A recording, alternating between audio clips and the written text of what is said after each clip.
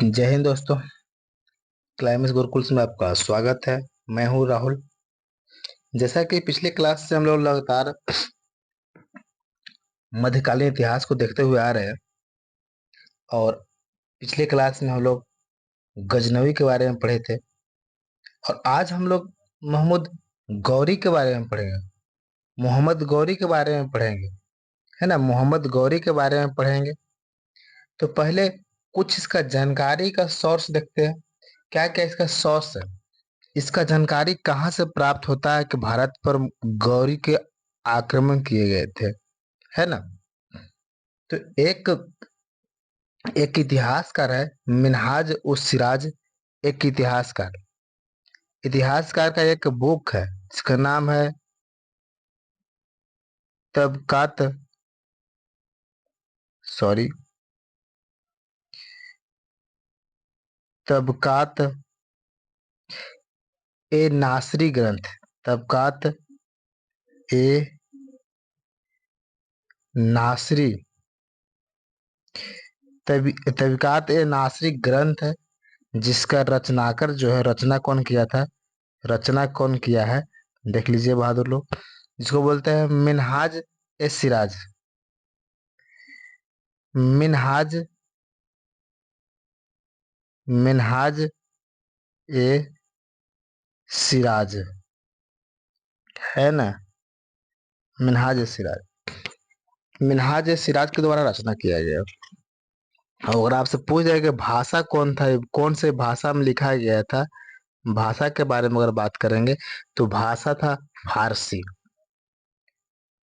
कौन सी भाषा थी बहादुर लोग? तो भाषा थी फारसी, है ना।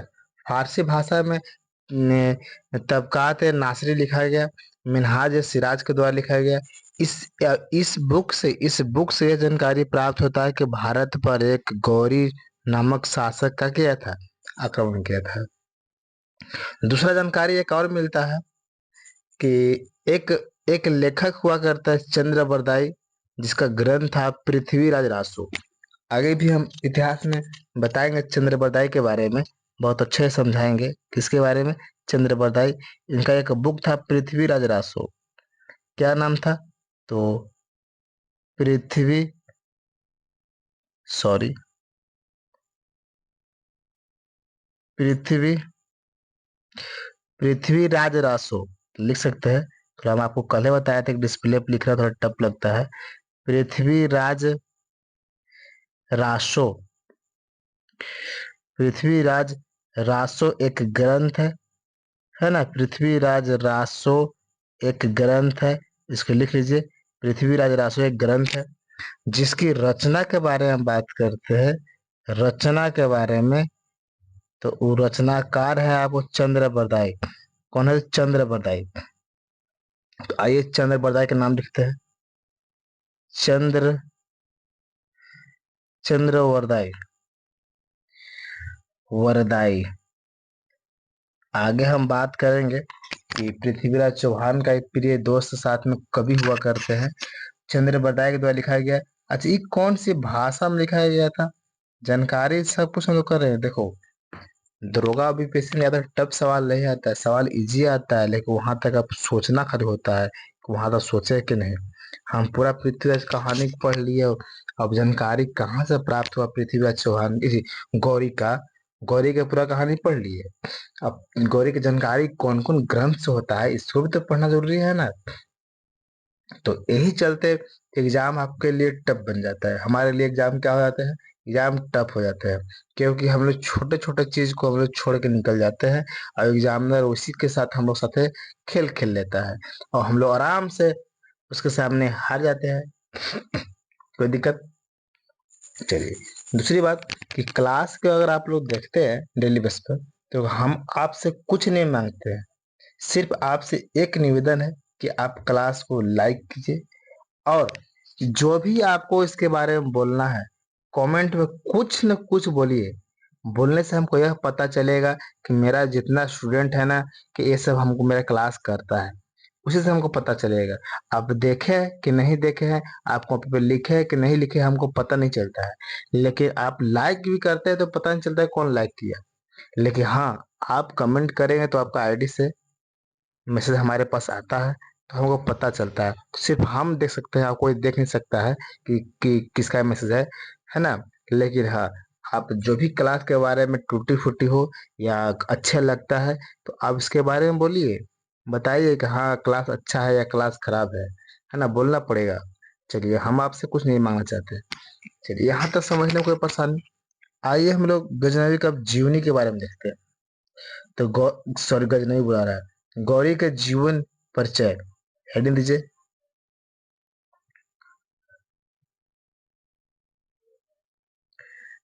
तो क्लास आप लोग देख रहे हैं तो क्लास को लाइक करेंगे, और जो आपको आता है उस कमेंट करके बोलेंगे, है ना, जैसा आप क्लास लगता है। गौरी के जीवन परिचय, जीवन परिचय, हेडिंग दीजिए। जीवन परिचय, जीवन परिचय लिखा गया है, ठीक ना। गौरी का जीवन परिचय, जीवन परिचय लिखा गया है। तो पहली बात, किसका वास्तविक नाम देखते हैं हम लोग। वास्तविक नाम क्या चीज, वास्तविक नाम लिखना है ना। तो वास्तविक नाम था सिहाबुद्दीन मोहम्मद गौरी। सिहाबुद्दीन, सिहाबु सिहाबुद्दीन, सॉरी, सिहाबुद्दीन मोहम्मद गौरी, मोहम्मद गौरी। थोड़ा सा डिस्प्ले पे लिखने में हाथ कपता है, तो चलते उल्टी पुल्टी लिखाता है। ऐसा में इतना खराब मेरा राइटिंग नहीं है ना, जितना इस पे लिख रहे हैं। लेकिन खराब लिखाता है डिस्प्ले पर, तो आप थोड़ा सा मैनेज करेंगे और मेरा बात को सुनिए, सुनते रहेंगे तो आपको कवर हो जाएगा। चलिए, ये लिख दिए। इनका जन्म के बारे में अगर बात करते हैं, जन्म के बारे में, क्या बहादुर, जन्म के बारे में अगर बात करते हैं, जन्म के, जन्म हुआ था आपको 1149 और 50 कहीं दे देता है। 1149, कहीं कहीं कहीं 50 दे देता है, कोई दिक्कत। ये कहाँ हुआ था, तो अफगान के गौर प्रांत में। अफगान के कौन सा प्रांत में, तो गौर, गौर प्रांत में, गौर प्रांत में, है ना, प्रांत में हुआ था। अफगानिस्तान के गौर प्रांत, मतलब इसका जन्म कहाँ हुआ, अफगानिस्तान में हुआ था। कोई दिक्कत। इसका अगर हम बोलेंगे कि अपना जीवन का पूरा दिन, कितना दिन तक इस शासन किया, मतलब इसका शासन काल कब से कब तक रहा जीवन का, मैं कब से कब तक जीवन में अपना शासन किया, मतलब राजा रहा, है ना। तो शासन के बारे में भी कभी कभी डायरेक्टली पूछ देता है, शासन काल। तो जीवन में 1173 से लेकर 1206 तक रहेगा। 1206 तक ही क्या रहेगा, अपन जीवन में राज करेगा, मतलब शासन काल करेगा, है ना। समझ में आ गया बहादुर लोग, समझ में आ गया, कोई दिक्कत यहाँ तक लोग। अब अगर इस बात करेंगे कि यहाँ से यहाँ तक तो राज किया, लेकिन वास्तव में स्वतंत्र रूप से कब तक ही राज किया, स्वतंत्र, स्वतंत्र शासन काल, इसका स्वतंत्र शासन कब से कब किया। स्वतंत्र ये अपना शासन जो है ना, 1202 से और 1206 तक ही किया, क्योंकि इससे इससे पहले इसका बड़ा भाई था, ये गवर्नर के रूप में काम करता था। लेकिन जहां गवर्नर था वहां पर तो राज कर रहा था। तो इसको मैंने मुख्य रूप से बोलेंगे कि खुद पर शासन, मतलब खुद से स्वतंत्र, इनके आगे ना आगे पीछे कोई नहीं इनको सलाह देने वाला, खुद का राजा। मतलब कि 1202 से लेकर 1206 तक लगे रहा, है ना। क्यों, क्योंकि अपने भाई से ये अलग जब होता है, तो अपने भाई से अलग होता है तो एक स्वतंत्र पूर्ण रूप से राज का गठन करता है। इसका भाई के बारे में लिख लेते हैं बहादुर। भाई, भाई के नाम है ग्यासुद्दीन मोहम्मद बिन सोया। ग्यासुद्दीन लिखिए, ग्यासुद्दीन मोहम्मद बिन, मोहम्मद बिन सोए लिखिए, मोहम्मद बिन सोए, है ना, ग्यासुद्दीन मोहम्मद बिन सोए, इतना इसको नाम है, कोई दिक्कत। अगर ये बात करेंगे कि गौरी कौन सा धर्म था, धर्म तो आप जानते हैं कि धर्म जानते हैं कि मुस्लिम धर्म के है, लेकिन मुस्लिम धर्म में कौन सा था? तो मुस्लिम धर्म में सुन्नी था। कौन था बहादुर लोग? तो मुस्लिम धर्म में कौन था? तो सुन्नी से संबंधित था। इसका राजकीय भाषा के बारे में बात करते हैं। पढ़ा लिखा व्यक्ति था। राजकीय भाषा के बारे में अगर बात करते हैं, राजकीय भाषा के बारे में,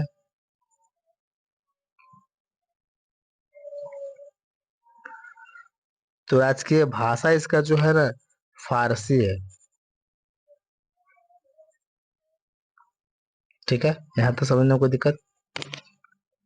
अगर इसका पूछ देगा गौरी किस वंश से संबंधित है, वंश, वंश के बारे में बात कर देगा कि गौरी कौन सा वंश से संबंधित था, तो शंखवनी वंश, संसवनी, संसवनी, शंखवनी नहीं, संसवनी, संसवनी वंश। सुनाई दिया? संसवनी वंश, संसवनी वंश। कोई दिक्कत? यहाँ तक समझने में कोई परेशानी तो बोलिए। यहाँ तक आपको समझने में कोई परेशानी है तो आप बोल सकते हैं। चलिए, अब इसको देखते हैं बारी बारी से। गौरी कने क्या करता है, इस घटना तक हम लोग पहुंचेंगे। 1202 तक पहुंचेंगे, फिर कहाँ पहुंचेंगे? 1206 तक हम लोग बारी बारी से पहुंचेंगे। कोई दिक्कत? आइए अगली स्लाइड पाते हैं।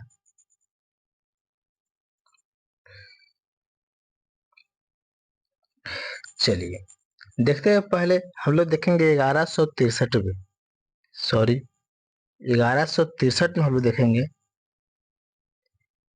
1163 में देख रहे हैं, ध्यान से समझेंगे। 1163 की घटना में देखे जा रहे हैं। गयासुद्दीन मोहम्मद बिन जो साय है, जो इसका भाई था गौरी के, गयासुद्दीन मोहम्मद साय ने अफगानिस्तान में गजनी के अंतर्गत गौर प्रांत की नींव रखा था। जो विन सॉय, जो हम बोले विन साय, कौन बिन साय बोले ना, इसका भाई बिन सोए, कहीं कहीं साय लिखा था। बिन साय ने गजनी में, कहा? अफगानिस्तान की एक जगह है गजनी, गजनी में गौर प्रांत का, गौर, अब यही गौर वंश हो जाएगा, गौर प्रांत का नींव डालता है। सिर्फ नींव समझ में आता है ना, ये अपने साम्राज्य को शुरू करने जा रहा है, नींव डालता है। कोई दिक्कत बहादुर लोग? फिर गजनी का सूबेदार बन गया। देखिए क्या बोलता है कि ये जो है गयासुद्दीन मोहम्मद बिन साय जो है, सी अफगानिस्तान में क्या किया? अफगानिस्तान के गजनी जगह पर गौर, क्या किया? गौर, आपको गौर प्रांत का नींव डाला। गौर प्रांत का क्या डाला? गौर प्रांत का नींव डाला, है ना, नींव। कोई दिक्कत बहादुर? गौर प्रांत का डाला तो नींव डाला, नींव। कोई दिक्कत? नींव डाला। कोई दिक्कत यहाँ तक ला? फिर गजनी का सूबेदार बन गया खुद, तथा गौर प्रांत का सूबेदार गौरी को बना दिया। तो यहाँ के बन गया खुद ही, खुद जो है ना, यहाँ के खुद सूबेदार इसे बन गया, सूबेदार बन गया, सूबेदार यहाँ खुद बन गया। लेकिन ये जो क्षेत्र है, यहाँ के बना दिया गौरी को। किसके बना दिया? तो गौरी को बना दिया। और गौरी के कब बनाया था बहादुर लोग? तो 1173 में बनाया था। कब बनाया था? 1173 में यहाँ का सूबेदार बना दिया गया। कोई दिक्कत? और गौरी अपने भाई के अधीन रहकर लंबा समय तक सेवा दिया, एकदम अच्छे से, इज्जत मान सम्मान से लंबे समय तक कर दिया, तो सेवा दिया अपने भाई के साथ रहते रहते। और जब 1202 में भाई जो है, भाई का जब मृत्यु हो जाता है, तो मृत्यु होने के बाद गौरी स्वतंत्र स्वतंत्र शासक घोषित कर दिया। क्या कर दिया? तो स्वतंत्र शासक, स्वतंत्र शासक बन गया। क्या बन गया बहादुर? स्वतंत्र शासक बन गया। कोई दिक्कत है हाल समझने में? तो कब बना? तो 1202 में बना। कोई दिक्कत? अब गौरी जब गद्दी पे बैठता है, गौर गौर साम्राज्य में, तो वहां से भी ये बहुते बार भारत की ओर अभियान चलाता है, आक्रमण करता है। चलिए, जैसे हम लोग गजनवी के आक्रमण के बारे में बारी बारी से पढ़े थे, नंबर दे देख के कि पहला आक्रमण, दूसरा आक्रमण, वैसे हम लोग इसको भी डेट दे के पढ़ेंगे, लेकिन पहला दूसरा गिनती भी करते चलेंगे, है ना। लेकिन इसके बारे में इतिहास में गिनती नहीं किया गया है, इसके बारे में पूछता नहीं है कि कितना नंबर तक आक्रमण किया, कौन सा आक्रमण कहाँ किया, लेकिन हाँ वो नंबर के साथ साथ आपको ईयर जो है ना, मंथ, इसी साल जो है, कौन सा वर्ष किया, वो वर्ष आपको याद हो जाएगा। हमको पूरा विश्वास है कि वर्ष का हो जाएगा, आपको याद हो जाएगा। तो आइए, पहला आक्रमण, चलो लिख लो बहादुर, पहला आक्रमण। तो पहला आक्रमण, तो पहला आक्रमण हम डायरेक्ट में से लिखते हैं, देखिए, पहला, पहला आक्रमण, और ध्यान से समझना, पहला आक्रमण में, पहला आक्रमण 1175 में किया। कब किया? 1175 में। यही है बहादुर कि बोलता है गौरी का भारत पर प्रथम आक्रमण कम था, तो 1175 में। कहाँ किया था? तो मुल्तान पर किया। कल हम लोग मुल्तान के बारे में पढ़ रहे थे। मुल्तान, देखिए, मुल्तान, मुल्तान देखो, हम लोग जो कल पढ़े घटना, मुल्तान, यहाँ पढ़ रही मुल्तान का, मुल्तान पर आक्रमण किया था। और यहाँ जो सिया संप्रदाय के जो लोग रहते थे ना, उसको पीटा बनाकर और बहुत सारा धन लूटा, बहुत सारा धन लूटा। यहाँ मुल्तान पर यहाँ के सिया लोग रहा करते थे, जबकि गौरी क्या था बहादुर? तो सुन्नी था। तो दोनों बनेगा नहीं, सिया सुन्नी कट्टर एक दूसरे के हैं। तो यहाँ से बहुत बहुत धन लूटा, और ये अपना उद्देश्य बना लिया, गौरी अपना उद्देश्य बना लिया कि हमारा साम्राज्य को विस्तार करना है, हमको इसको इसको धन लूटना नहीं मकसद था। इसका मकसद है कि हमारा साम्राज्य को बहुत दूर तक विस्तार करना है, न कि धन लूटना। लेकिन वही हम लोग गजनवी में पढ़े थे, उसको विस्तार से मतलब नहीं था, उसको सिर्फ क्या से मतलब था कि हमको हमारा साम्राज्य में धन अर्जित हो, चाहे जहां से धन लूटिए, लेकिन उनको धन मिलना चाहिए। जबकि ये जो था, गौरी पढ़ रहे हैं, गौरी कहता है कि हमको धन कम, साम्राज्य ज्यादा चाहिए, विस्तार ज्यादा चाहिए, है ना बहादुर? तो इसका उद्देश्य लिख लीजिए, गौरी का उद्देश्य क्या था, गौरी का उद्देश्य क्या है, लिख लीजिए। गौरी का उद्देश्य साम्राज्य, मुस्लिम साम्राज्य को विस्तार करना था। क्या था?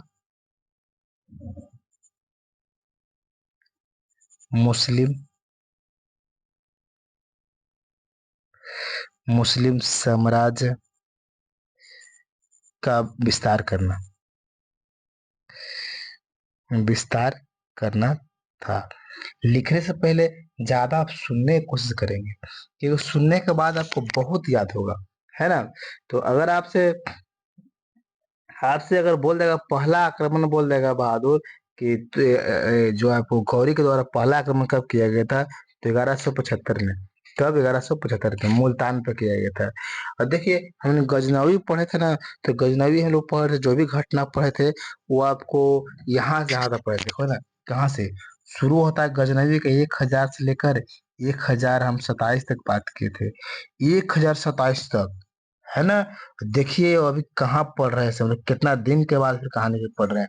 1175 है, यानी कि लगभग लंबा समय, 80 85 90 साल के बाद ही घटना को हम लोग यहाँ पर देखने जा रहे हैं। समझ में आ रहा है ना? 75 साल के बाद, लगभग 75 साल के बाद हम लोग घटना देखने जा रहे हैं। कोई दिक्कत? चलिए, दूसरा आक्रमण की ओर हम चलते हैं, दूसरा आक्रमण की ओर, दूसरा आक्रमण की ओर पहले समझेंगे बहादुर। दूसरा आक्रमण, तो दूसरा आक्रमण से ऐसे ऐसे हम नंबरिंग देते चल रहे हैं, ठीक ना? नंबरिंग ऐसे हम देते चल रहे हैं ताकि आपको, आप लिख सकते हैं। कोई भी बुक में से नंबरिंग नहीं मिलेगा, लेकिन हम नंबरिंग देंगे, क्या ना, क्योंकि आप मेरे पास पढ़ रहे हैं। चलिए लिखेंगे, आपको याद करने का तरीका ही हमको बताना चाहिए ना। जैसे हमको याद कैसे होगा, तो नंबरिंग से ज्यादा याद होता है कि 5 नंबरों पर ई यूज हुआ था, 6 नंबर पर ई यूज हुआ था, ऐसे आप नंबर दे के याद कर सकते हैं, है ना? चलिए, तो हम लोग 1176 में देखते हैं, तो भेरा पर आक्रमण किया गया। भेरा की जगह है, कहाँ पर किया गया? तो भेरा पर आक्रमण, भेरा पर आक्रमण, कहाँ आक्रमण किया गया? तो भेरा पर आक्रमण, भेरा। यहाँ से रिजल्ट क्या निकलता है, ये रिजल्ट सुनने में मजा आएगा। देखिए रिजल्ट यहाँ पर क्या निकलता है, परिणाम क्या निकलता है, परिणाम, भेरा की जो रानी हुआ करती है, भेरा का जो गढ़ था, यहाँ की जो रानी हुआ करती है, ये अपनी पत्नी के जहर देकर मुआ दी।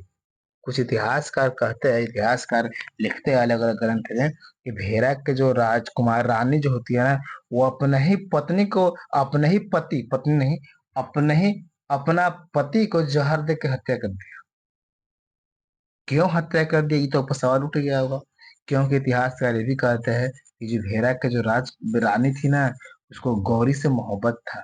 गौरी से क्या था, मोहब्बत था। जब पता चला उसको कि गौरी हमारे क्षेत्र में आया है, तो अपने ही पति साहब को, हस्बैंड साहब को क्या कर दिया, जहर दे के मार दिया। समझ आओ कैसा महिला थी, अपने पति को क्या कर दिया, जहर दे के मार दिया। कोई दिक्कत बहादुर, इसे पॉइंट आप लिखा कीजिए, ठीक है। हम तो कहानी ज्यादा सुनाएंगे। तीसरा आक्रमण देखिए तो, तीसरा आक्रमण, आप वीडियो को रोक रोक के धीमा करके आप लिख सकते हैं, क्योंकि हम आपको कहानी से सवाल को हल करेंगे, है ना। लेकिन यहाँ पर कुछ कुछ फैक्ट लिखेंगे, ज्यादा समझाएंगे। आइए 1178 में हम लोग आते हैं। 1178 में, 1178 की घटना हम लोग देखते हैं। 1178 का, 1178 में यह पाटन क्षेत्र में किया गया था। पाटन, पाटन गुजरात में है बहादुर लोग। कहाँ है पाटन, तो गुजरात में है। गुजरात है ना, पाटन कहाँ है, तो गुजरात क्षेत्र में। गुजरात क्षेत्र में यहाँ का एक शासक हुआ करता है। शासक का नाम लिखेंगे। यहाँ का एक शासक हुआ करता है, शासक का नाम है भीम सेकेंड। क्या नाम है, भीम सेकेंड। भीम सेकेंड। अच्छा, वहां भी हम लोग बात किए थे, जब गजनवी पढ़ रहे थे तो वहां भी भीम प्रथम के बारे में बात किए थे। और वही सोलंकी वंश का एक और राजा हुआ करते हैं। भीम जो सेकेंड है, कौन सा वंश से है, इसको लिख लीजिए, सोलंकी। यह सब आपको तो एग्जाम में पूछता है। अब हम लोग कुछ और पढ़ के चले जाते हैं, और एग्जाम में कुछ और पूछ देता है। लगता है कि पढ़े थे चैप्टर बा, लेकिन बना नहीं। अब आप टीचर का दोस्त दिएगा, और टीचर बोलेगा कि इसको पढ़ लो, तो आप पढ़ेंगे नहीं। चलिए, इसको कहानी सुनेंगे। 1178 में जो तीसरी बार आया है भारत क्षेत्र में, तो पाटन क्षेत्र में, वही पाटन जहां पर सोमनाथ मंदिर, सौराष्ट्र जिला में पाटन जगह है। सौराष्ट्र जिला कहाँ, सौराष्ट्र क्षेत्र में पाटन जगह है। वहीं पर इसको टारगेट था। क्या टारगेट था, कि इसको पता है, गौरी के पता है कि हमारा इस क्षेत्र से एक गजनवी आया था। लगभग 60-70 साल पहले हमारा इस क्षेत्र से एक गजनवी आया था। और वो यही क्षेत्र में एक सोमनाथ मंदिर है, जहां से अपार संपत्ति लूटा था। चलो एक राउंड हम भी मार लेते हैं। ये उद्देश्य से एक राउंड हम भी मार लेते हैं, इस उद्देश्य से ही भाई इस तरफ आया। किस तरफ आया, तो आपको क्या बोलते हैं, पाटन क्षेत्र में आया। कोई दिक्कत, तो पाटन क्षेत्र में आया, तो पाटन से धन लूटने गया। लेकिन भीम सेकेंड जो था ना, भीम सेकेंड बहुत छोटा था। लेकिन इसका माता जी थे, जिनका नाम था माता जी के नायिका देवी। क्या नाम था, तो इसका माता जी जो है, माता जी, माता लिखो बहादुर लोग, माता, माता जी का नाम था नायिका। क्या नाम था, नायिका देवी, है ना, नायिका देवी। इन नायिका देवी के संरक्षण में रहकर और इससे युद्ध किया, मतलब सेना के साथ युद्ध किया। इतिहासकार कहते हैं, बहुत को अच्छे इतिहासकार कहा जाता है, कि ये जो पाटन में जो युद्ध हुआ था भीम सेकेंड से, भीम सेकेंड छोटा था वास्तव में, इसका सेना के साथ तो भीम सेकेंड ही बोलेंगे। तो इसका, गौरी का जीवन का पहला हार होता है। पहला क्या होता है बहादुर, पहला हार। इसके बाद कहीं नहीं हारा था ये, है ना, कहीं नहीं आया था। तो इसको अच्छे से नोट बना के लिखेंगे कि पाटन क्षेत्र में ही इसका जीवन, गौरी का जीवन का पहला हार हुआ करता है है ना बहादुर। कोई दिक्कत, अब सुनेंगे। बोला जाता है कि भीम सेकेंड इसको बहुते बार प्रेरित करता है, बहुते बार डंडा से मार के भगाता है। लेकिन और 2-3 बार, बहुते बार इसको बंदी बना लेता है। भीम सेकेंड जो है अपने सेना से बंदी बनाते हैं। लेकिन भीम सेकेंड अपने माता जी नायिका देवी के कहने पर, नायिका देवी के कहने पर गौरी का कर दिया जाता है, छोड़ दिया जाता है। गौरी के छोड़ दिया जाता है ना। और इसी युद्ध में क्या कर गए, ये हार गए।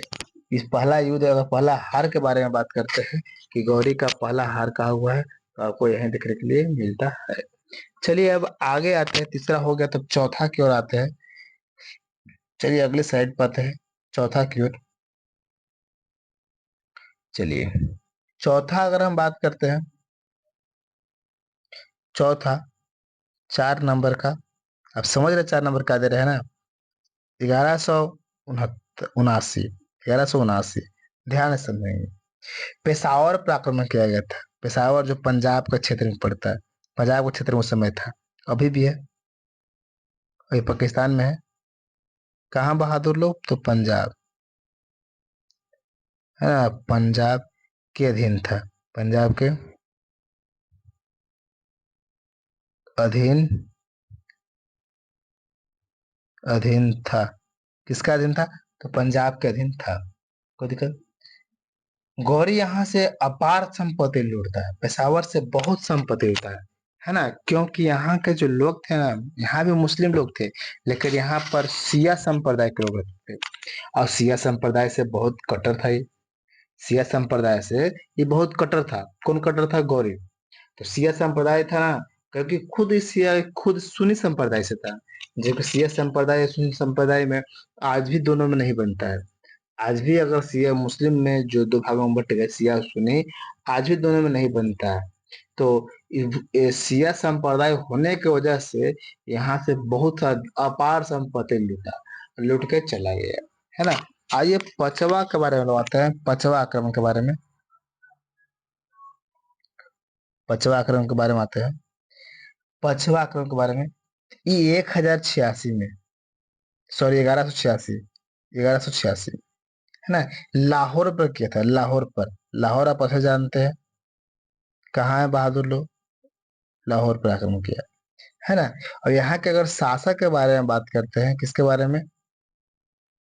शासक के बारे में बात करते हैं, तो शासक का नाम लिख लीजिए, खुसरो मलिक। खुसरो मलिक, क्या नाम था? तो खुसरो मलिक नाम हुआ करता है। कोई दिक्कत? खुसरो मलिक, यह भी सिया संप्रदाय से हुआ करता है। खुसरो मलिक भी जो था ना, मलिक है, ये भी सिया संप्रदाय से था। गौरी बोलता है इसे, इसे बोलता है खुसरो मलिक से, ये आप धर्म बदल लो, आप भी मुस्लिम हो, हम भी मुस्लिम हैं, हम आपको मारना नहीं चाहते हैं, है ना। और आप ऐसा कीजिए कि आप सिया हैं, हम सुन्नी हैं, तो युद्ध ना हो, आपको हत्या ना हो, या हम आप हम पर आक्रमण ना करें। इससे बेहतर है ना कि आप क्या कीजिए ना, कि आप सिया से सुन्नी बन जाइए। सिया से क्या बन जाइए? सुन्नी बन जाइए। तो ये बोलता है कि हम एक बोलिया पठान है, एक बोलता पठान। एक बोलता पठान कहने का मतलब, बोल दिया है, बोल दिया ना कि हम जो बोल दिए से बोल दिए, हम नहीं कभी धर्म चेंज करेंगे। चाहे तुम हमको कत्ल क्यों ना कर दो, कहे चाहे तुम हमको हत्या क्यों ना कर दो, लेकिन हम चेंज नहीं करेंगे। तो गौरी को बहुत बुरा लग गया है। गौरी क्या करता है ना, कि मलिक जो है ये, खुसरो मलिक, इसको दोनों आंखों फोड़वा दिया। अब बोल दिया कि ठीक है, तुम अपने समाज में राज करो, और हमको कोई मतलब नहीं है। दोनों को दोनों क्या कर दिया? आंखें फोड़ दिया। बेचारा के कुछ दिनों के बाद क्या हो गया? तो मृत्यु हो गया। तो खुसरो मलिक के कुछ दिन के बाद मृत्यु हो जाता है आगे चल के। चलिए, आइए छठा के बारे में बात करते हैं। छठे आक्रमण के बारे में बात, छठे आक्रमण के बारे में हम लोग बात करते हैं। चलिए, छठ, नंबरी देकर, जैसे कैसे हम लोग गौरी गजनवी में नंबरी देकर पढ़े थे, इसमें भी अगर नंबरी देकर पढ़ेंगे ना तो अच्छा है, याद हो जाएगा। इस चलते नंबरी का आपको हम दे रहे हैं यहाँ पर। कोई दिक्कत? आइए छठा आक्रमण देखते हैं। छठा, छठा देखते हैं 1000, सॉरी 1189 में, 80 और 989, ये पंजाब के भटिंडा के किला पे किया गया था। भटिंडा बहुत फेमस है। भटिंडा कहाँ किया गया? भटिंडा के किला पर। कहाँ किया गया बहादुर लोग? तो भटिंडा के किला पर किया गया। अगर यहाँ के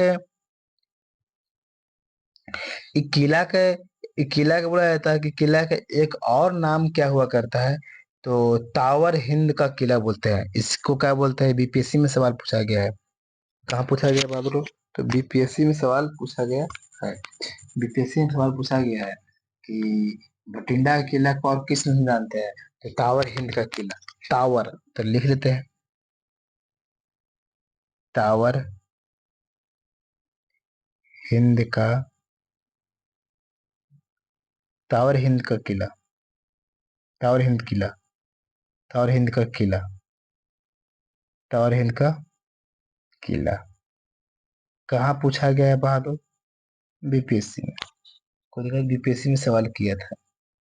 कि भटिंडा भटिंडा का किला को किस नाम जानते हैं, या आपसे पूछ जाओगे कि तावर हिंद को और तावर हिंद के किला को और किस नाम जानते हैं, है ना।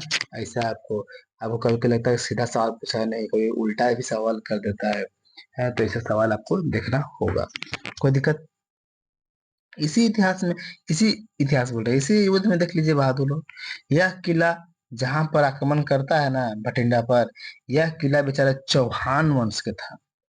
चौहान एक वंश था, चौहान वंश के यह किला हुआ करता है। कोई दिक्कत है बहादुर। तावर हिंद के किले के कारण ही बोला जाता है कि तावर हिंद के किले के कारण ही इतिहास में प्रथम तराइन का युद्ध दिखाया गया है। नहीं भटिंडा नहीं तावर के क्षेत्र में ये आक्रमण कर क्षेत्र को लूटता है, और नहीं ये चौहान वंश का उस समय पृथ्वीराज चौहान इस पर आक्रमण करता, न इसके बीच में युद्ध होता, है ना। लेकिन यही जो भटिंडा को हड़पने की वजह से ये युद्ध देखने के लिए मिलेगी। 2 वर्ष तक लगातार 2 वर्ष तक कब्जा करके रखा था गौरी। अब पता जब चलता है, पता चलता है किसको, ए, चौहान वंश को, चौहान वंश के शासक को। उसमें चौहान वंश का शासक आपको देखने को मिलता है पृथ्वीराज चौहान। तो ये क्या करता है कि आक्रमण करता है, पर सुझाव भी दिया कि ऐसा नहीं होना चाहिए, लेकिन फिर भी क्या करते हैं कि भटिंडा क्षेत्र को कब्जा कर लिया, जिसके वजह से जो अगला हम 7वां क्रम में इसमें पढ़ने जाएंगे, जैसे ये आपको छठा देखने के लिए मिल रहा है, 7वां देखेंगे बहादुर। 7वां ही आपको दिखेगा तराइन का प्रथम युद्ध। तो आपसे पूछता है कोई कि तराइन का प्रथम युद्ध होने का कारण क्या है, तो यही बोलेंगे कि भटिंडा के किला पर कब्जा होने के कारण, भटिंडा के किला पर कब्जा होने के कारण। कोई दिक्कत है बहादुर लोग। आइए तो तराइन के युद्ध के लोग हम लोग आते हैं। किसका युद्ध हो, तो तराइन का प्रथम युद्ध। चाहे आप ऐसे ही बोल सकते हैं 7वां नंबर पर है, समझने के लिए हम करवा रहे हैं ना, इसमें उतना कुछ करना नहीं है। जो आपको 1191 में हुआ था, तराइन, तराइन तराइन का युद्ध, है ना। तराइन का युद्ध, एक तरफ से आपको गौरी देखने के लिए मिलता है बहादुर, एक तरफ से चौहान, चौहान पृथ्वीराज चौहान। तो पूरा नाम लिख लीजिए, पृथ्वी राज चौहान,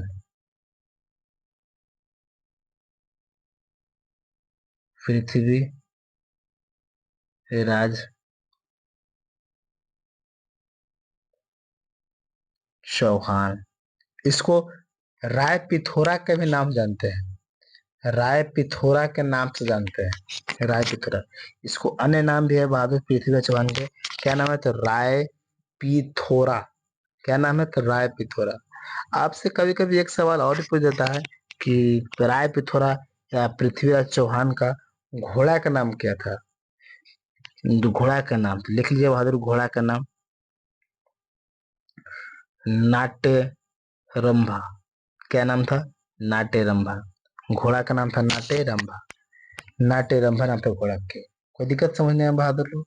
चलिए, अभी तराइन का दूसरा युद्ध के पहला युद्ध के बारे में अच्छे से विस्तार से हम लोग समझते हैं अच्छे से। देखिए क्या हुआ करता है ना, अगर भटिंडा भटिंडा जो क्षेत्र आपको देखने के लिए मिल रहा है, उस क्षेत्र में देखिए, जिस समय गौरी धीरे धीरे भारत की ओर आ रहा था, फैला रहा था क्षेत्र में, उस समय उत्तर भारत में एक वंश चलता था। जिस समय धीरे धीरे आ रहा था गौरी, तो उस समय उत्तर भारत में क्या था, एक वंश चला करता था। उस वंश का उस वंश का नाम था चौहान वंश। और चौहान वंश का क्षेत्र आपको देखने को मिलता था उस समय, दिल्ली, अजमेर, सांभर जो है ना क्षेत्र है, भटिंडा के क्षेत्र में, इधर आपको चौहान वंश चलता था। जब जब जब गौरी भटिंडा वाला क्षेत्र को लगातार 2 साल तक कब्जा करके रखा, तो इस गौरी ये चौहान को बुरा लग गया। चौहान बहुत बार नोटिस भी भेजा कि तुम जगह खाली कर दो, और जहां पर तुम्हारा क्षेत्र है तुम वहां चले जाओ। इसको लगा कि हमको पास सेना है तो हम क्या कर लेगा, कुछ नहीं करेगा ये, है ना। तो यही आपको युद्ध का कारण बन गया। तराइन जो क्षेत्र आपको देखने को मिलता है, तो तराइन है कहाँ, आप कमेंट करके बताइए। ये जो तराइन जो क्षेत्र देखने को मिलता है, तराइन तराइन तराइन आपको भारत के कौन सा राज्य में है, कौन सा राज्य में या कहाँ है? आप कमेंट करके इसको बारे में हमको बताइए, कमेंट करके। जब तक कमेंट नहीं करेंगे तब तक हम आपको आगे बताएंगे नहीं। बताइए, चलिए आप कमेंट कीजिएगा, और आप समझदार हैं, कमेंट कीजिएगा। देखिए यहाँ पर ये चौहान वंश, चौहान सॉरी, पृथ्वीराज चौहान गौरी से जीत जीत जाता है। जीत जाता है बाद तो हारता कौन है? तो गौरी हार गया। जीता कौन? तो पृथ्वीराज चौहान हार जीत गया, पृथ्वीराज चौहान जीत गया। जीतने के कारण क्या था ना, कि इसको राजपूत लोगों का समर्थन था। समर्थन राजपूत लोगों को ज्यादा मिल गया, जिसकी वजह से क्या हो गया, तो गौरी, पृथ्वीराज चौहान जीत गया। और गौरी क्या कर गया? तो गौरी हार गया। कोई दिक्कत? गौरी हार गया। अब चलिए थोड़ा इसका इतिहास हम लोग सुनते हैं। इसका इतिहास हम लोग सुनते हैं और अच्छे से समझते हैं। देखिए, जो इतिहास सुनते हैं अच्छे से समझते हैं। जब जब एक एक तरफ से तराइन युद्ध समाप्त होता है, तराइन का प्रथम युद्ध, यहाँ पर लिख लेंगे प्रथम युद्ध जी, यहाँ पर प्रथम युद्ध लिख देंगे, प्रथम युद्ध, प्रथम, तराइन का प्रथम युद्ध, ठीक है। जब प्रथम युद्ध समाप्त होता है तो गौरी को लेने से मन हट जाता है, टेंशन दूर रहता है। अब इसका ध्यान चला जाता है, आपको जानते हैं कहाँ पर? कन्नौज वाला क्षेत्र पर। गौरी को, देखिए सॉरी गौरी बोल रहे हैं, पृथ्वीराज चौहान को। अब हम डायरेक्टली चौहान लिखेंगे तो समझ में आ जाएगा ना। ये चौहान जो है ना, देखिए ये चौहान जो है, जो प्रथम तराइन का युद्ध समाप्त होता है, इसको ध्यान जाता है कहाँ पर? कनौज। कनौज कौन है बहादुर लोग? कनौज उत्तर प्रदेश में है ना। कनौज कहाँ है? तो यूपी में है। कनौज में एक वंश चला करता था, वंश का नाम था गढ़वाल वंश। कौन सा वंश था? गढ़वाल वंश। कोई दिक्कत? गढ़वाल वंश, गढ़वाल वंश में एक शासक था जिसका नाम था शासक, यहाँ पे एक शासक था बहादुर। गढ़वाल वंश का एक शासक था जिसका नाम था जयचंद। क्या नाम था? जयचंद। जयचंद नाम था। जयचंद का एक बेटी हुआ करती थी, बेटी, जयचंद का एक बेटी हुआ करती है जिसका नाम था संयोगिता। क्या नाम था? संयोगिता। ध्यान से समझेंगे कहानी को। जब पृथ्वीराज चौहान को तराइन के क्षेत्र से मन हटता है, टेंशन मुक्त होता है, क्योंकि गौरी हार गया और गौरी को भगा दिया गया, छोड़ दिया गया और भाग गया गौरी, है ना, गौरी भाग गया। तो पृथ्वीराज चौहान को जब मन हटता तो ध्यान जाता है कनौज क्षेत्र में। कनौज में एक गढ़वाल वंश का शासक था जयचंद। जयचंद का बेटी से इसको मोहब्बत हो गया था, बेपनाह मोहब्बत, है ना, बेपनाह मोहब्बत, ठीक है। जब बेपनाह मोहब्बत हो गया था, जब यहाँ पर सुनेंगे मेरा बात को ध्यान से। जब यहाँ पर चौहान का तो बहुत मोहब्बत था, साथ में संयोगिता का भी मोहब्बत था चौहान से, लेकिन दोनों का प्यार मोहब्बत था, लेकिन जयचंद चाहता नहीं था। जयचंद नहीं चाहता था कि उसको शादी क्या करवाए, शादी करवाए, गौरी चौहान के साथ शादी कराए। क्योंकि जयचंद और चौहान में एक बार भिड़ंत हो गया था, और चौहान बहुत बेजोड़ इसको बना कर मारा था जयचंद के। तो जो पिटा गया, जो बाप पिटाया गया, वो बाप बेटी के उसी के साथ शादी करवा सकता है? नहीं करवा सकता है, नहीं करवा सकता है ना। तो जयचंद चाहता था कि हम शादी नहीं करवाएंगे, लेकिन संयोगिता चौहान में बेपनाह मोहब्बत था, है ना। मैं बोल रहा है कि नहीं तुम जौहर खा लेंगे। अब आजकल का तो फैशन हो गया है, उसमें भी फैशन था। तो यहाँ पर जयचंद इसको संयोगिता को स्वयंवर करवाता है। स्वयंवर मतलब, रामायण देखे हैं? रामायण, रामायण में कैसे सीता जी राम जी के माला पहनाते हैं, स्वयंवर, है ना। और साथ में क्यों पहनाते हैं? कि जो धनुष तोड़ देगा ना, उसका साथ हमारे बेटे की क्या होगा, शादी होगा। ये रामायण में था। यहाँ स्वयंवर क्या था, चलिए स्वयंवर हम लोग बनाते हैं। यहाँ पर स्वयंवर क्या था, कि राजा साहब यहाँ गद्दी पे बैठे हैं, और सभी अगल बगल के जो भी राजा थे सभी राजा को निमंत्रण दिया गया कि हमारे बेटी से जो भी करना चाहते हैं शादी, हम अपने बेटी के लिए स्वयंवर कर रहे हैं, स्वयंवर विवाह करवा रहे हैं। और सभी राजा लोग भाग ले लिए। और संयोग इसमें क्या था, शर्त क्या था, कि बेटी, हमारे बेटी हाथ में फूल लेगी, और हमारे बेटी जिसको माला पहना देगी उसी के साथ क्या हो जाएगा, शादी हो जाएगा। अब अगल बगल के राजा, जो 5 को भी शादी किया है ना, वो भी दाढ़ी मोछ बना के, क्रीम पाउडर लगा के, फेशियल करा के पहुंच गया वहां, पहुंच गया। मैंने बहुते भीड़ लग गया, अनेकों राजा पहुंचे। उसमें कुछ राजा थे कि जो शायद ये वो शादी किए होंगे, तो अधिकांश राजा था 4-5 को शादी कर लेते। वो भी वहां पहुंचते कि छठा नंबर हम लगा लेते हैं। जो 5 किया है ना, सोचते थे कि छठा नंबर क्या कर लेंगे, लगा लेते हैं।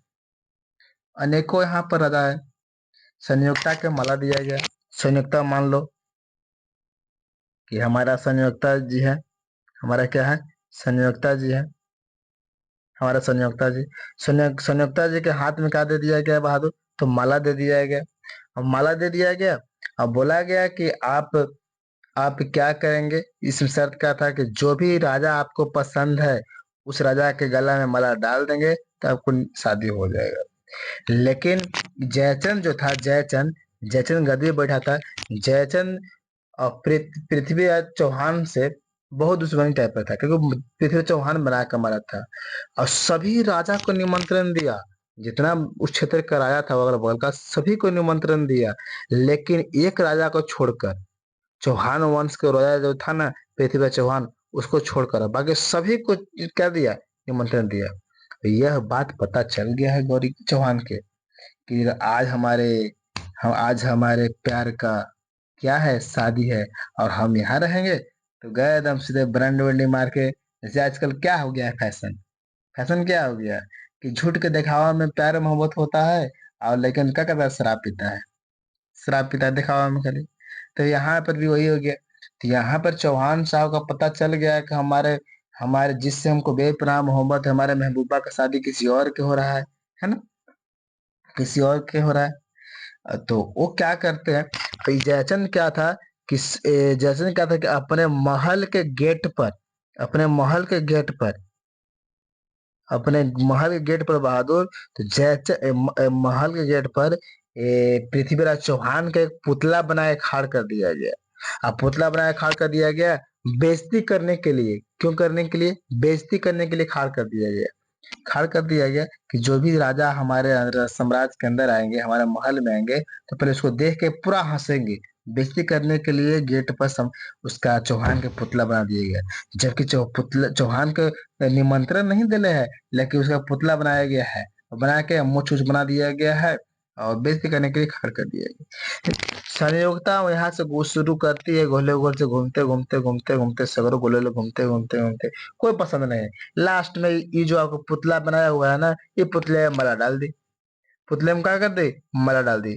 और यही बीच में बहादुर, यही कुछ देर के बाद बीच में आगमन हो जाता है हमारे चौहान साहब के। हमारे पृथ्वी चौहान का क्या होता है, पृथ्वीराज चौहान का आगमन हो जाता है। अब वहां पर जयचंद को ऐलान करते हैं कि आप जो स्वयंवर लगाए थे, उस स्वयंवर के मुताबिक ये आप संयुक्ता मेरी हुई, क्योंकि मेरा पुतला पर क्या कर दिया, ये मला डाली है। अब तो हाहाकार मच गया। अब भरी समाज से संयोक्ता उठाकर लेकर कर दिया जाए, इस भरी समाज से संयोक्ता को उठाकर, और चौहान वहां से चल दिया। ये तो जयचंद तो पहले से दुश्मनी रख ले ही था। अब भरी समाज में बेटे के उठा कर चला गया, तो ये तो और दुश्मनी खाड़ कर लिया। घोर बेटे नाक कटा गया इसको साम्राज्य में। क्या कर गया, नाक कटा गया। ये और टेंशन में, पूरा टेंशन में, लंबा समय तक टेंशन में, 6-7 महीना टेंशन में, मतलब टेंशन से पागल होते जा रहा है। इसका एक दिमाग में सवाल खटका। क्या खटकता है सवाल, किसको, जयचंद को। क्या है कि ये जो है से, ये तो आपको चौहान लेकर भाग गया है। जयचंद को दिमाग में एक सवाल खटकता है। किसको, तो जयचंद।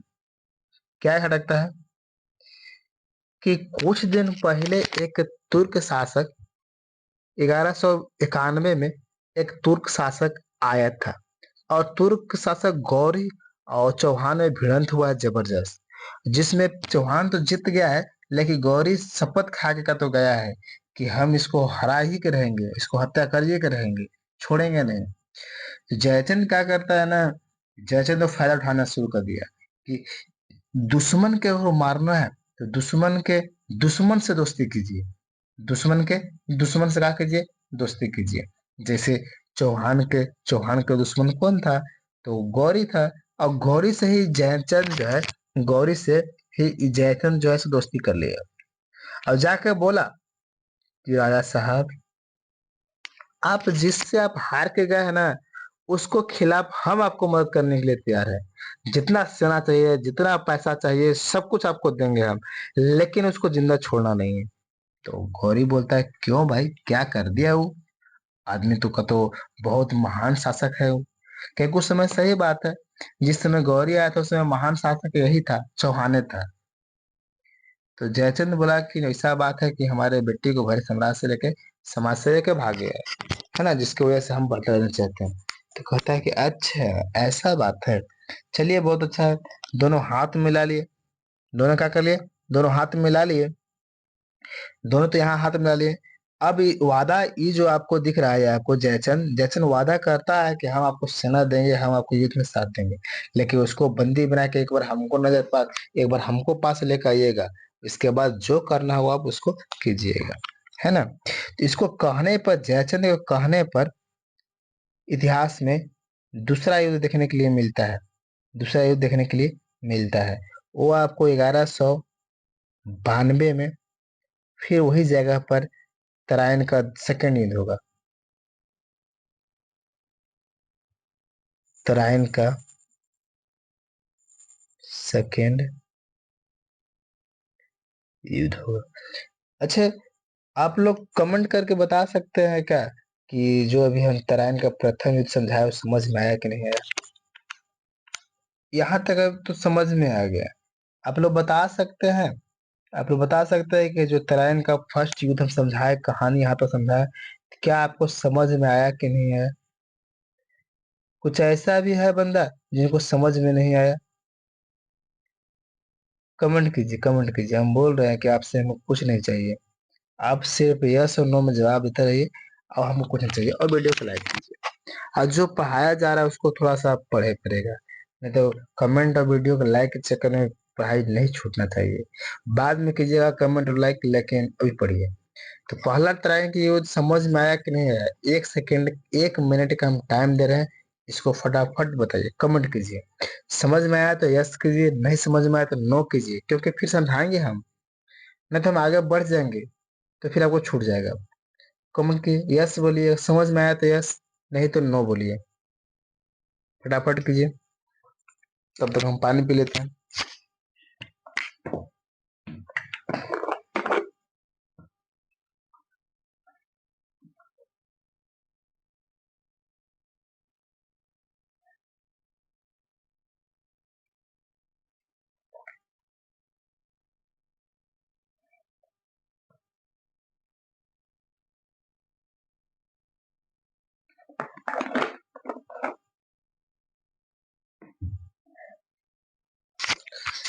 चलिए, समझ में आ गया। आइए हम तराइन के दूसरा युद्ध के बारे में देखते हैं। तराइन का दूसरा युद्ध पहला समझ में आ गया, कमेंट कर दीजिए। इसमें भी वो भी भाग लेता है। गौरी है कौन? चौहान। पहला में बताए हम, पहला युद्ध में बताए हम बहादुर लोग, पहला युद्ध में हम बताए, क्या बताए, देखो ध्यान से। हाँ, पहला युद्ध में ये बताया कि गौरी यहाँ पर क्या कर गया, हार गया, और चौहान क्या कर गया, जीत गया। ध्यान देंगे फिर से। तराइन का प्रथम युद्ध कब हुआ था? 91 में, 1191 में। कहाँ तराइन कहाँ है? अभी कमेंट करने के लिए आपको हम बताए थे। एक दो लड़का लोग के कमेंट भी आ भी गया, आप लोग नहीं किए। ठीक है, कीजिए। और ये इसमें, और दूसरा का हम दूसरा युद्ध में देख रहे हैं, दूसरा युद्ध में देख रहे हैं बहादुर लोग। दूसरा युद्ध में, दूसरा युद्ध में आपको गौरी जीतेगा, और हारेगा कौन? चौहान हार जाएगा। देखो ध्यान से कहानी को सुनेंगे। अभी हम बोले कि जयचंद वादा किया, जयचंद क्या किया, इसको वादा किया, और जयचंद वादा किया, इसको इसको जीत का कारण क्या होता है चौहान गौरी का, इसके बारे में हम लिखेंगे। देखिए, यहाँ परिणाम क्या निकलता है कि गौरी जीत गया। और गौरी के मदद करने वाला कौन कौन बंदा थे, ये देखते हैं। मदद करने वाला गौरी के कौन कौन बंदा थे, तो लिखेंगे बहादुर। समझ में आया? गौरी के मदद करने वाला कौन कौन बंदा थे, जिसकी वजह से चौहान हार गया, कौन जीत गया? गौरी। पहला मदद करने वाले थे बहादुर, एक उस क्षेत्र का छोटा मोटा नवाब हुआ करता, उसका नाम था खरबाक। क्या नाम करता है? तो खरबाक। दूसरा नाम था बहादुर खामेल, खामैल।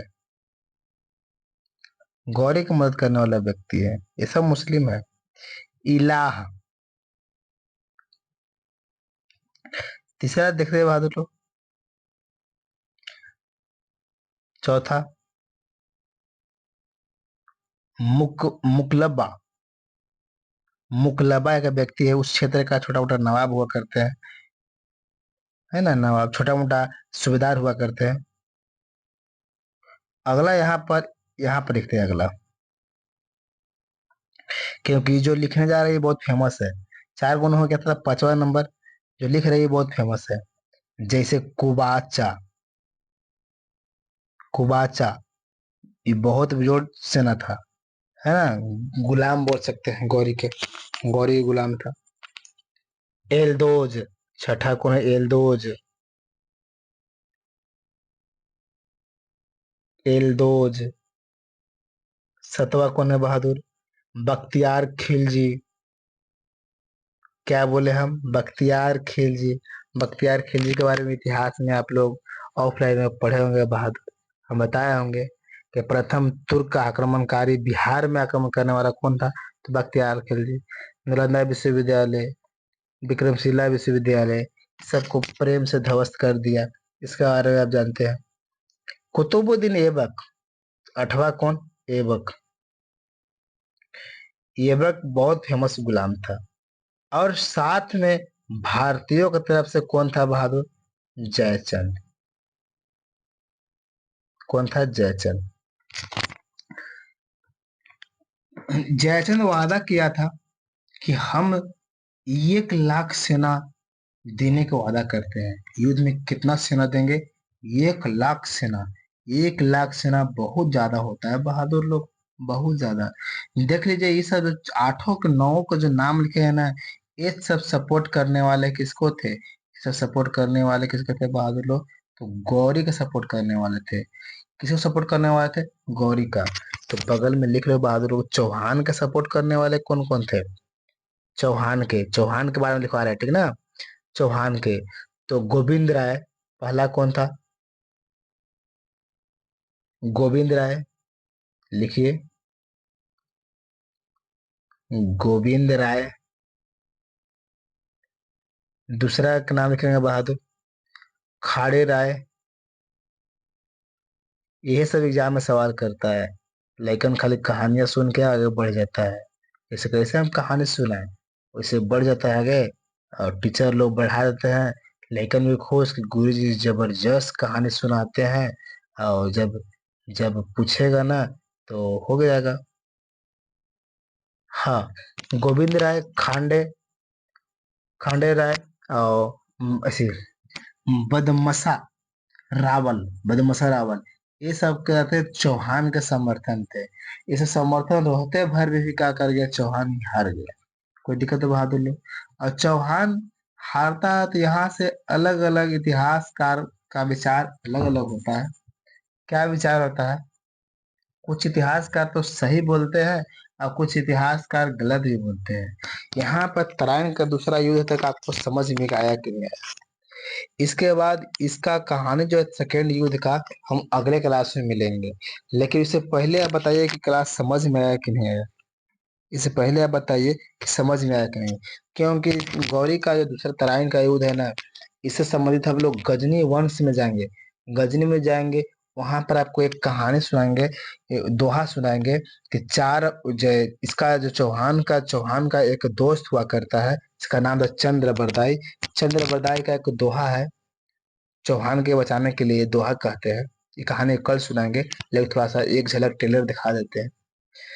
चंद्र बरदाई के द्वारा बोला जाता है कि 4 बांस 24 गज, अंगल अष्ट प्रदान, ताव उते बैठा है सुल्तान, मत चुको चौहान। है ना?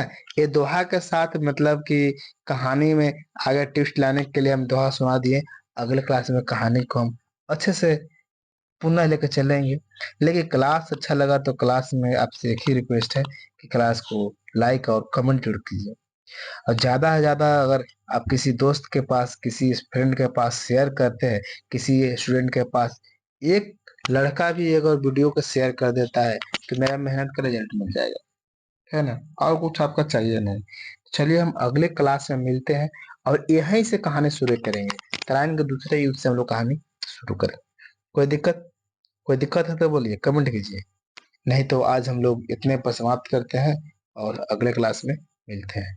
कमेंट कीजिए। कुछ समस्या आया तो, कुछ समस्या है तो कमेंट कीजिए। आइए, अगर एक राउंड आपको एक राउंड आपको फिर से दिखा देते हैं बहादुर, एक राउंड आपको फिर से दिखा देते हैं, है ना। जो आपको जिनको छूट गया होगा उनको एक राउंड हम दिखा देते हैं। चलिए, ये बीपीएससी का मेंस का है, हम मेंस का क्लास हम मेंस अभी लिख रहे हैं, क्योंकि जो आपका जो 70 बीपीएससी जो है ना, 70 बीपीएससी इसका हम तैयारी करते हैं।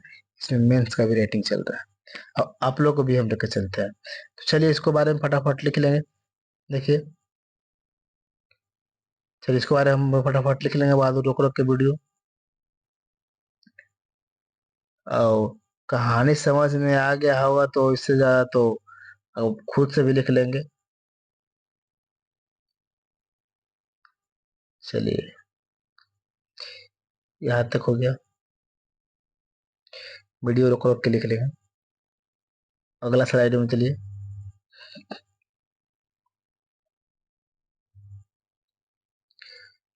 लिखिए फटाफट, यहाँ तक वीडियो रोक लीजिए, फिर आगे चलिए। कोई दिक्कत है यहाँ तक? हालांकि आपको तो समझ समझ में आया होगा फर्स्ट बार में, उस समय भी आप लिख लिए होंगे। चलिए,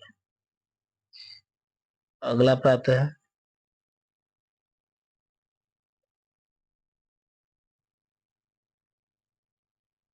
लिखिए फटाफट।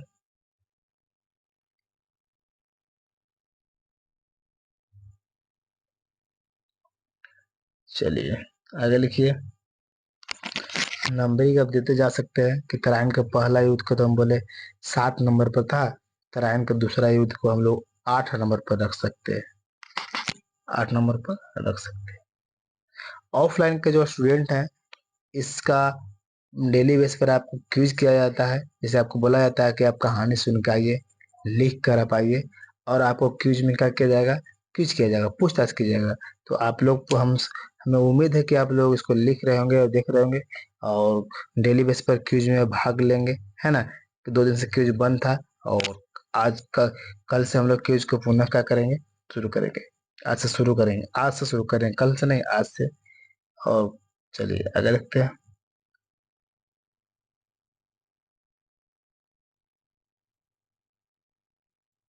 चलिए, ये देखिए संयुक्ता है, कहानी के लिख लीजिए। ये हमारे संयुक्ता है ना। ये हमारे चौहान जी है, पृथ्वीराज चौहान जी है। चलिए, हो गया। इसको आप 8 नंबर पर दे सकते हैं, 8 नंबर पर। नंबरिंग से जो रहता है कि आपको याद हो जाए, लेकिन नंबरिंग के बारे में गजनबी में ही बात किया जाता है ना। चलिए, ये लिख लेंगे पूरा बहादुर। गौरी की मदद करने वाले सब लोग हैं, गौरी की मदद करने वाले हैं सब के सब। ये आपको महत्वपूर्ण गौरी का सेना है, ऐसी गुलाम है, महत्वपूर्ण गौरी के गुलाम है। ये चारों गुलाम के बारे में हम लोग आगे बात करेंगे। चारों के बहुत फेमस है, जिसमें हम ऐबक के बारे में बात करेंगे कि दिल्ली सल्तनत के संस्थापक कुतुबुद्दीन ऐबक को बुलाया था, 1206 में करेगा, हम बताएंगे, है ना। आगे बताएंगे, घबराने की जरूरत नहीं है। अगर के बाद इसका भी लिखवाया था हम, चौहान का भी सहयोगी के नाम लिखवा दिए, ये सब। अब इससे डीपली आपको ज्यादा मिलेगा नहीं, अगर लगता है कि ज्यादा मिल रहा है तो हाँ, ये जो हम पढ़ा रहे हैं ना, इसके बाद आप घटना चक्र बुक लगाइए।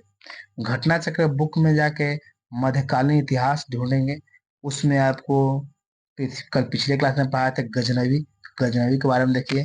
आज गौरी वंश के बारे में, गौरी के बारे में देखिए, गौरी और पृथ्वीराज के बारे में देखिए। आपको वहां पर क्वेश्चन लगाइए। हाँ, ज्यादा बेहतर आपको यही है कि कहानी सुनने के बाद क्वेश्चन लगाइए, जितने क्वेश्चन लगाइए तो आपको याद होगा, कंप्लीट होगा। नहीं तो लिखने और देखने से काम नहीं चलेगा, क्वेश्चन तो लगाना होगा, है ना। तो चलिए हम लोग अगले क्लास में मिलते हैं।